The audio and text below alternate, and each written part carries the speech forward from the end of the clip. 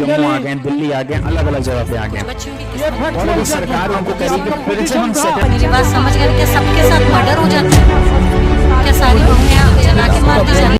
नमस्कार दोस्तों, मैं विजेंद्र सिंह परमार पाहुजा लॉ अकेडमी के यूट्यूब चैनल पर आपका एक बार फिर से बहुत बहुत स्वागत करता हूं।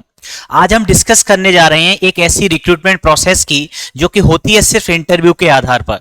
जनरली हम देखते हैं एग्जाम्स में, कॉम्पिटिटिव एग्जाम्स में सामान्यतः अगर हम एक ग्रेड 1 ग्रेड 2 के एग्जाम की बात करें तो 3 स्टेप्स फॉलो होते हैं, जिसमें एक प्रीलिम्स एग्जाम होता है, मेंस होता है, देन इंटरव्यू के लिए हम जाते हैं। कई बार आपको एक प्रीलिम्स या ऑब्जेक्टिव टाइप एग्जाम देना होता है और उसके बाद आप सीधा इंटरव्यू के लिए जाते हैं। लेकिन आज बात हो रही है ऐसी रिक्रूटमेंट प्रोसेस की जहां पर आपका सिलेक्शन ओनली बेस्ड होता है इंटरव्यू के आधार पर। तो इससे रिलेटेड सुप्रीम कोर्ट का बहुत ही रिसेंट और महत्वपूर्ण जजमेंट आया है। जजमेंट का नाम है state of Assam versus Aravinda Rabha 2025 का हाल ही रिसेंट का ये जजमेंट है। और ये मामला है 2014 में एक असम गवर्नमेंट के द्वारा एक जॉब निकाली जाती है, कांस्टेबल की एक फॉरेस्ट डिपार्टमेंट में पोस्ट निकाली जाती है।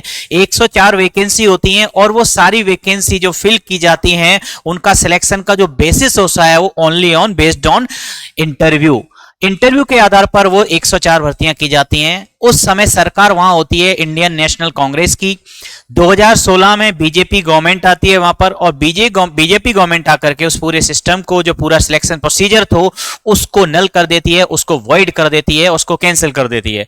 मामला पहुंचता है सुप्रीम कोर्ट में और उस मामले पर अभी हाल ही में जजमेंट आया है। जजमेंट का मैंने अभी आपको नाम बताया। उस मामले में सुप्रीम कोर्ट ने कहा कि जहां भी कोई भी सिलेक्शन प्रोसीजर यदि सिर्फ डिपेंड करती है इंटरव्यू के आधार पर तो वहां पर आर्बिट्रेरीनेस होना संभव है, वहां पर पक्षपात और मनमानापन होना संभव है। तब इसी ग्राउंड के आधार पर उन्होंने कहा कि बीजेपी गवर्नमेंट ने 2016 में जो 104 कांस्टेबल की भर्ती प्रक्रिया को जो कैंसिल किया था वो बिल्कुल सही था और उसमें किसी प्रकार की कोई गलती नहीं है। धन्यवाद। Subscribe for more content.